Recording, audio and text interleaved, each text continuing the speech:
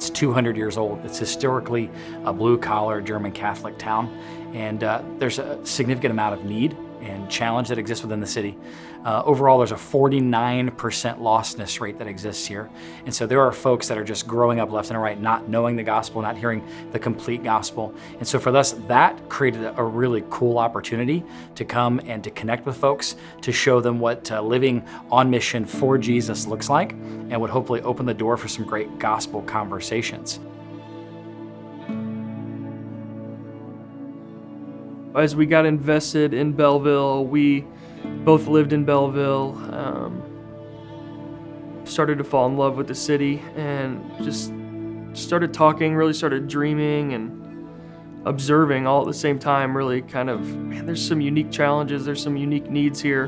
Why isn't the church kind of running towards those things? Why are we doing things and hoping that people maybe from Belleville kind of come to it? It's hard sometimes to feel like you're at home where you're ministering and where you're serving. And this was one of the few times in 15 years of full-time ministry that my family felt at home. So that was a huge part of why we wanted to be here, to plant here, and to live out our days in this incredible city. My wife and I have been married for a little over 8 years now, and we have 2 sons that were both brought into our family through adoption, and it's just been a huge part of our life. That story for our family didn't come easy. It was kind of a long road to lead us to that point, but ultimately now it's a story of God redeeming our family through adoption. Wendy and I, neither of us are from here, but this is where we moved shortly after we got married. This is really where our family began. This is, a place that we've really grown to love. The people here, the people that we've gotten to do life with over the last 7 years or so, these are the same people that have opened up their homes. They've opened up their bank accounts to us to meet needs with our adoptions, with our boys.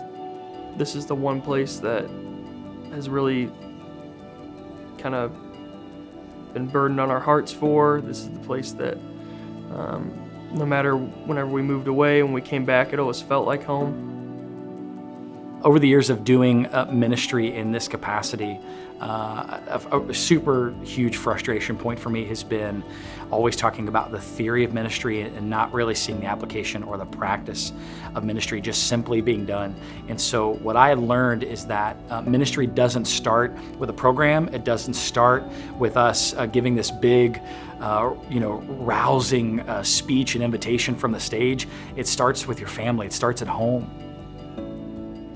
God has called us to revive the notion of the neighborhood parish. So we can be a church intimately involved in a neighborhood where we're getting to know the folks that live in those houses, that live on those streets, getting hopefully through the earning of trust and the commitment of time, getting to be brought in to know how can we pray for you? How can we serve you? What are the challenges that exist here? And so right here in this city, we believe God is going to save souls. He's going to save lives as a part of that covenant of redemption. And we wanted to be agents of that. So we wanted this city to know that as long as this church is here, we're going to be about seeing lives redeemed. And so our goal is to be a neighborhood church. And so that may not always make us the biggest church, but our goal is never to be successful. Our goal is to be significant. So maybe when those difficult times come and they begin to doubt, is there a God? Well, they can look upon a group of people who, we believe there's a God, and we believe this is how He loves. And so we've partnered with a local elementary school at Douglas Elementary, and that's where we're going to meet. And so our goal is to not only do what we're doing now, but also to do it 3 more times throughout the city through the local school. We want to be a church that simply says it literally doesn't matter. Whatever you've done, whatever you've been through, whatever you've experienced, you'll always be at home here.